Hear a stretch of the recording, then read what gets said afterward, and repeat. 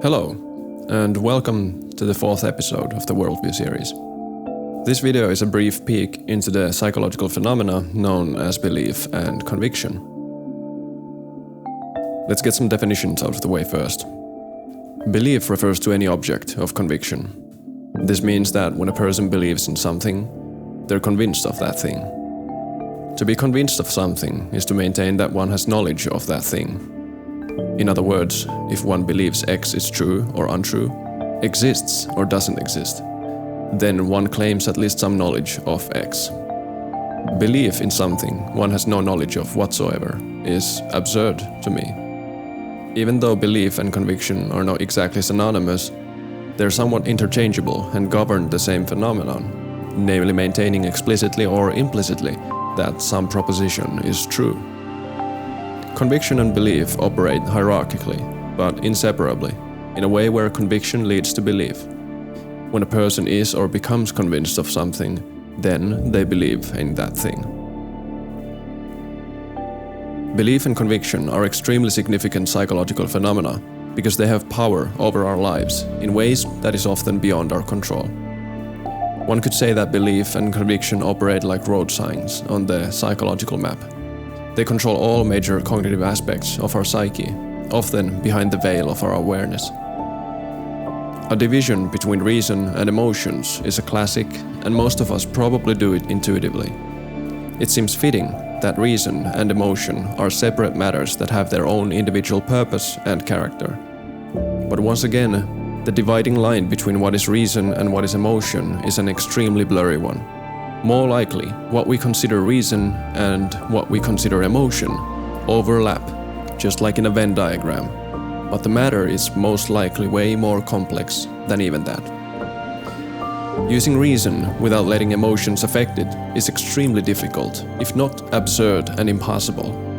Emotions do not just randomly appear into the minds of healthy individuals, but emerge because of perception, attention, memory, reflex, and other such fundamental cognitive processes. Emotions are also tightly linked to our social lives, and sometimes we might experience deep agony or uninhibited ecstasy only because we perceive another human experiencing these or some other things. It would not be too far from an oversimplification to suggest, after understanding the nature of emotions, that they are wholly separate from apparently analytical cognitive abilities.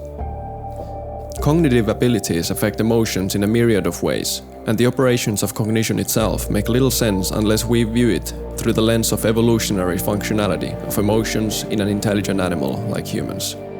More on emotions in another video. Understanding what you believe in or are convinced of, and especially understanding how you become convinced, is extremely important if pursuing truth is valuable to you. The psychological mechanisms of belief and conviction have deep roots in many subconscious processes. Unless paid attention to, these mechanisms might lead us astray without us noticing, causing misguided action with a clear but false sense of direction, a state only allowed by unawareness. Take for example cognitive dissonance, an unsteady psychological state where a subject either believes contradictory things or behaves in contradiction with beliefs or thoughts. Cognitive dissonance must be dealt with, and unless brought to the surface of conscious attention, a subconscious mechanism will take care of the dissonance, often in unwelcomed and even dangerous ways. To better understand where belief and conviction are situated in the psychological map, consider the classical model of perceptual cycle developed by Ulrich Neisser, who has been referred to as the father of cognitive psychology.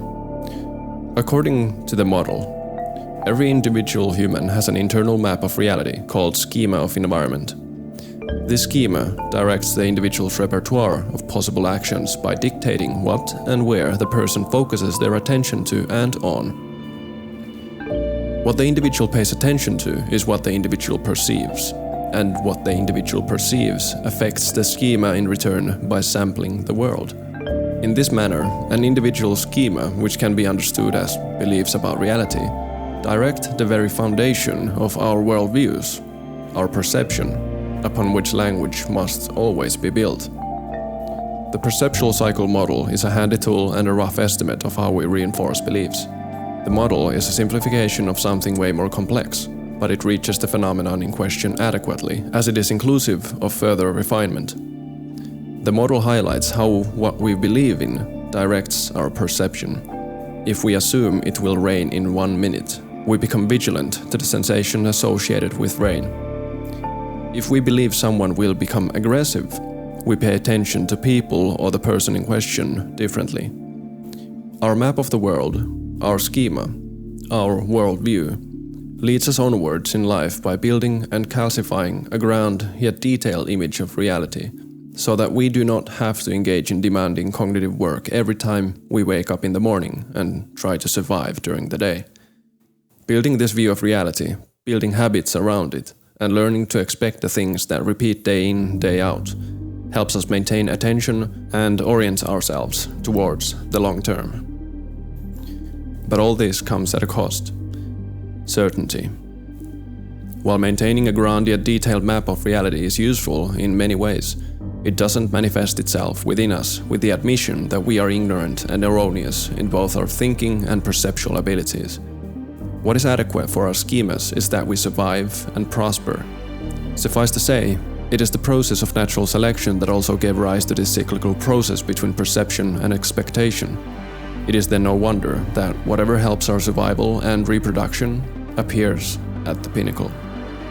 Whatever is philosophically considered true is not necessarily that which assists in survival and reproduction the most. This discrepancy between our nature and our values, that is, if you value truth, highlights the importance of awareness about the psychological mechanisms that govern belief. Beliefs inform decisions, decisions affect lives, and lives matter to us. Is it then not necessary, given that lives matter to us, to also care about beliefs and how they are formed? Psychology of belief concerns the mechanisms of conviction, and it is through education that one learns about these mechanisms and how to live with them. It is through learning about how you formulate views, how your worldview builds itself, how you become convinced of arguments, and how your mind persuades you into a false sense of direction and certainty that creates the most fertile grounds for an intellectually conscientious epistemology to grow on. The seeds of the conscientiousness give rise to a blooming flower that is skepticism. Even though its scent and appearance might not seem appealing to many, and its taste foul for those who are in the most direct need of it, skepticism is truly a philosophical antidote to our most pressing psychological defects. It is a simple admission of ignorance where one can easily arrive through simple, though often laborious reflection and introspection. Upon arriving to this world, we are all without knowledge and understanding. We are all like this. Our parents, our teachers, our mentors, leaders, and idols. Every single one of us was born at death's embrace, ignorant, scared, and without a worldview. Only through living and interacting with the world and other people do we begin to formulate a map of reality. At what point, and for what reason, do we suddenly grow certain that our map is correct, even when we all have a different map?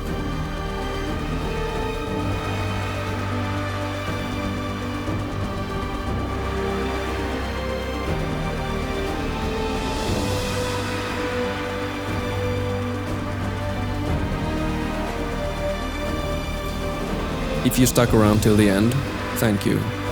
If you like my content and want to support me, consider subscribing and liking the video. Stay sane, and see you next time.